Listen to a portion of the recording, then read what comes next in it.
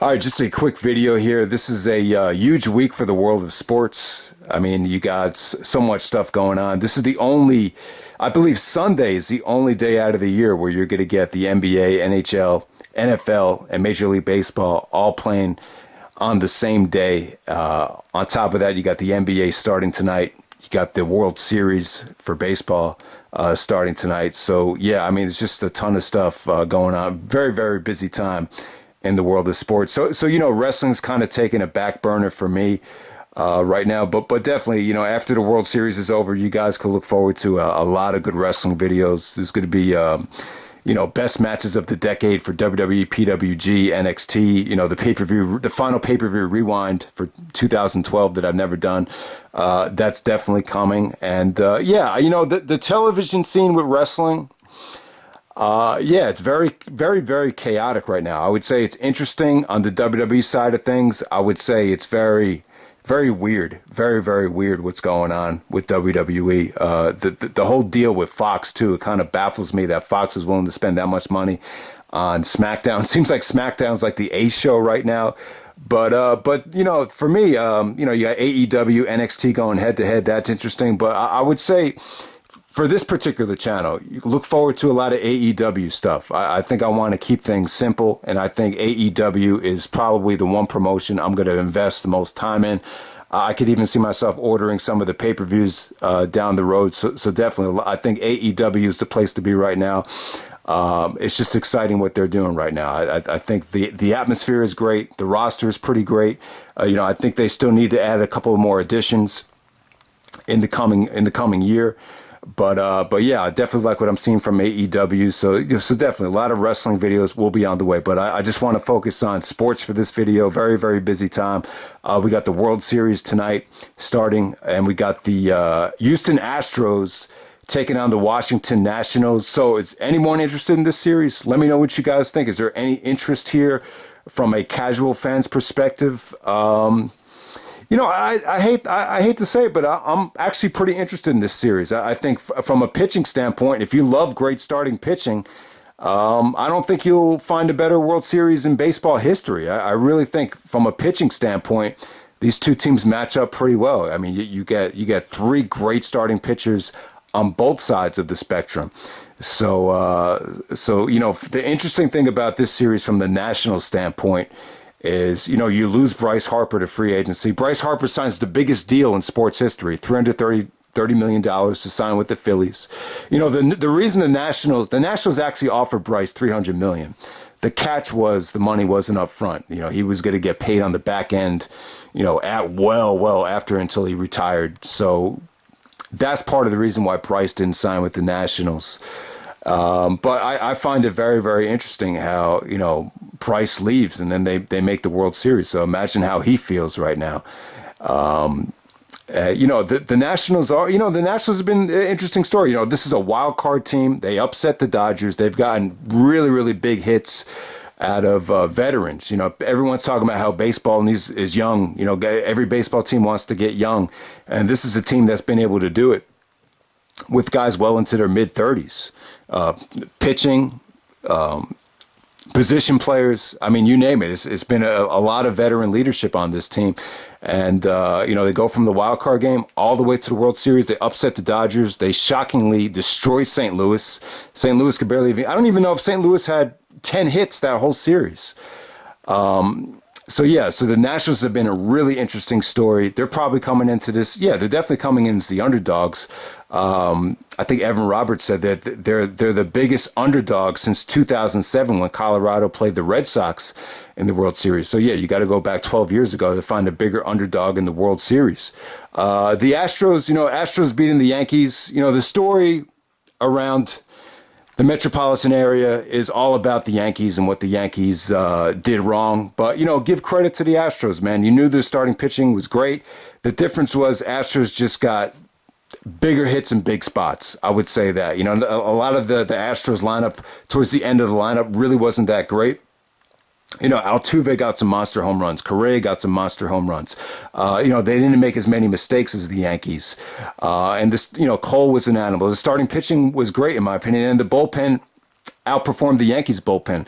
I think the Yankees. Now, here's the problem with the Yankees. The Yankees are a big story. I'm sure a lot of you guys are Yankee fans. So let me just give you my thoughts on what happened. There's a lot of things to be proud of in terms of what you can build on. I think LeMahieu has proven that he's the MVP of maybe the American League. I thought he was great. He got some really, really big hits. LeMahieu was great. Torres, was amazing in game one. Didn't have a great series the rest of the way, but LeMahieu, Torres, that's pretty much it. I would say that the Yankees,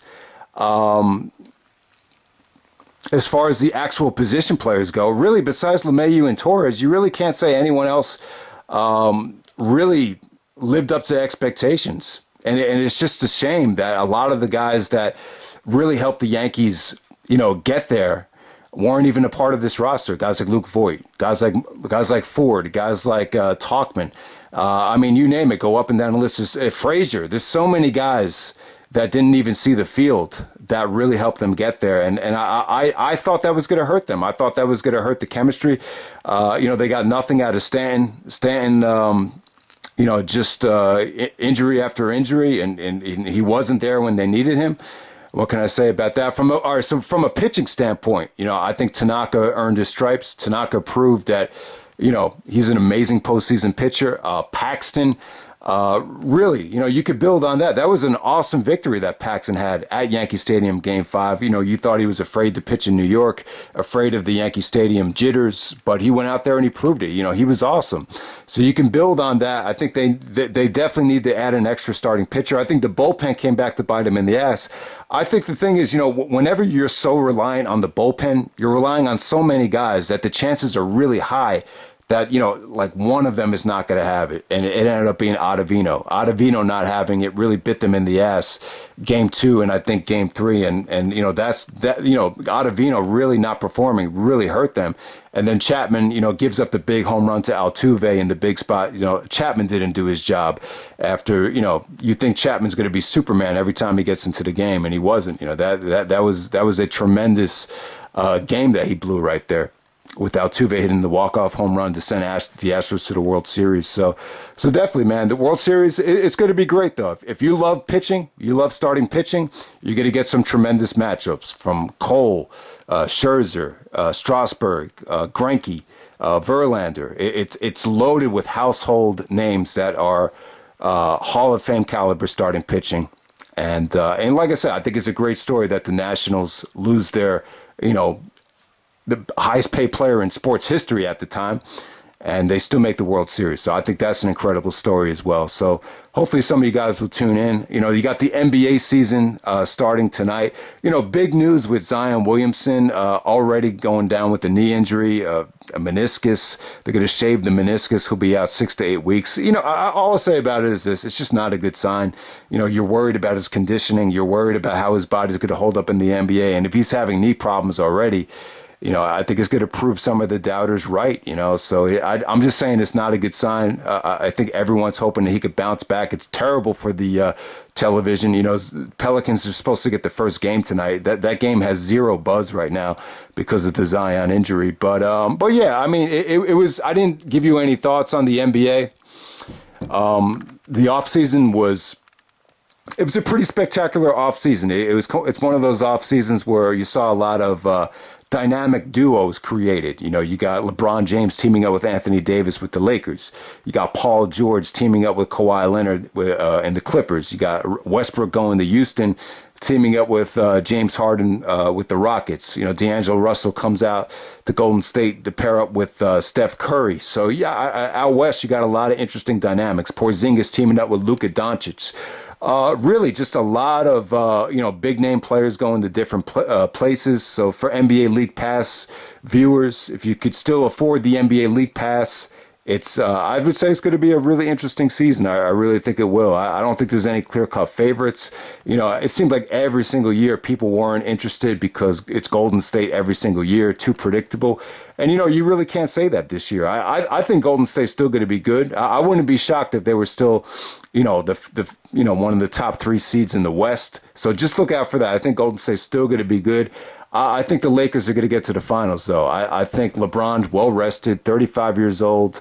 To be honest with you guys, I really don't. I think age is really overrated. I think 35 is still a good age. Me and LeBron are pretty much about the same age, and I'll tell you guys, like I feel a lot better, and I feel like I'm in better shape now than when I first started out on YouTube. I think I look better. I think I feel better.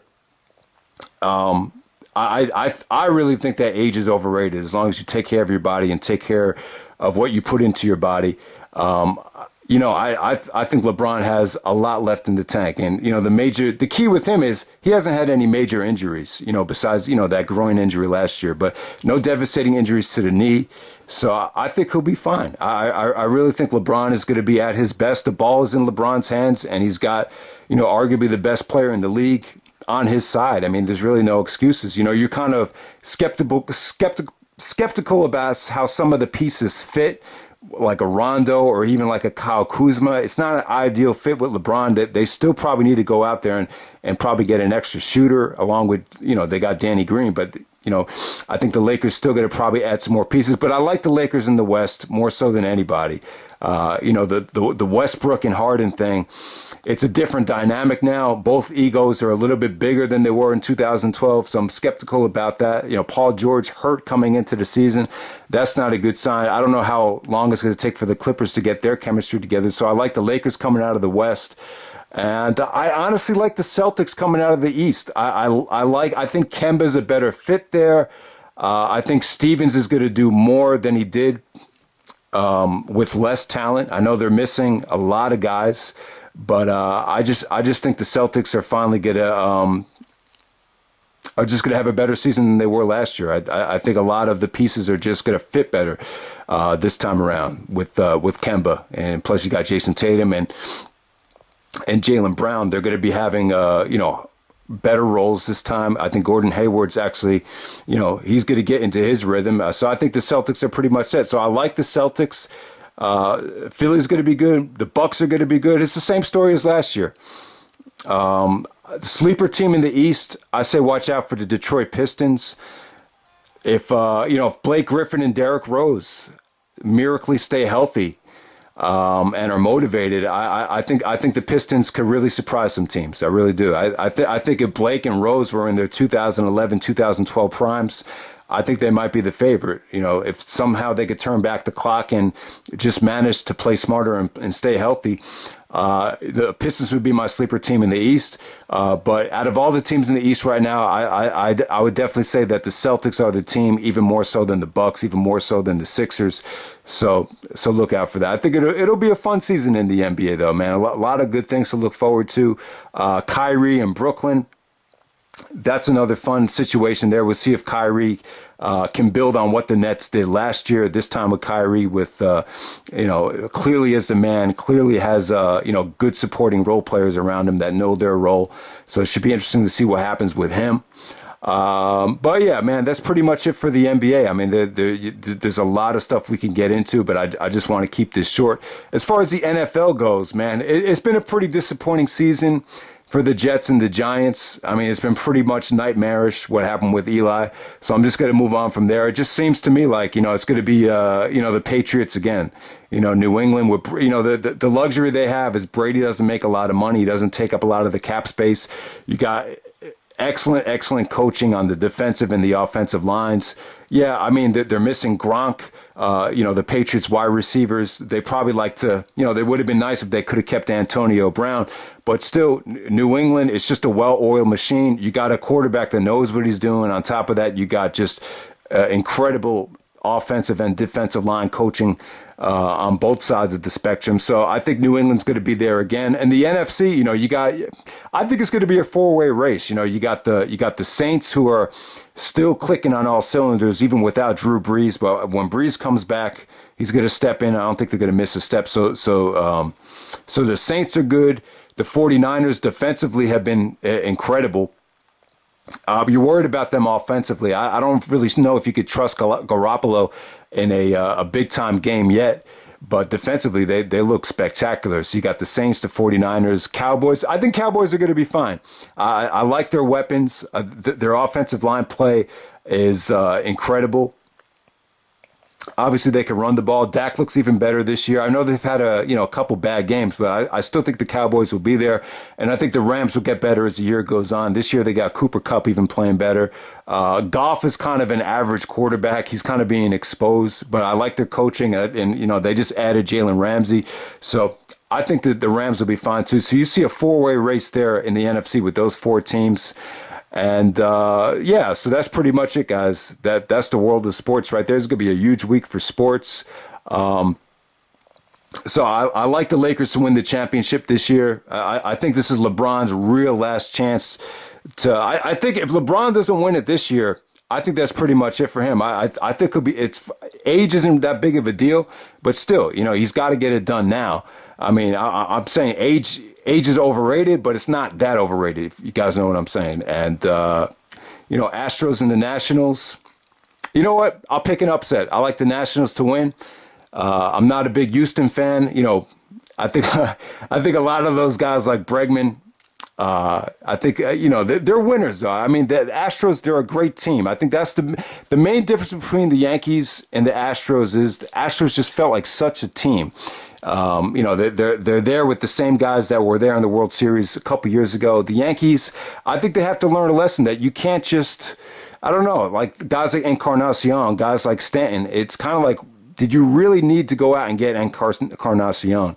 DH, I mean, how there's just too many guys that do the same thing with the Yankees. I think guys like LeMahieu, you need to build on those guys that could put the ball in play. And the Yankees, they need to build chemistry going into the playoffs, and they need to find a way to keep the guys that got them there going into the playoffs this time. There's just so many guys that just jump back in the playoffs, and it's like jumping into the fire. That playoff atmosphere is just you can't measure that atmosphere and go by the analytics. It's a totally different animal. So what went on with the Yankees, man? It's a disappointing season. Anytime the Yankees don't win, or anytime the Yankees don't get to the World Series, it's just a disappointment. But that's just the way it is. Hope you guys enjoy the video and look forward to a great week of sports. All right.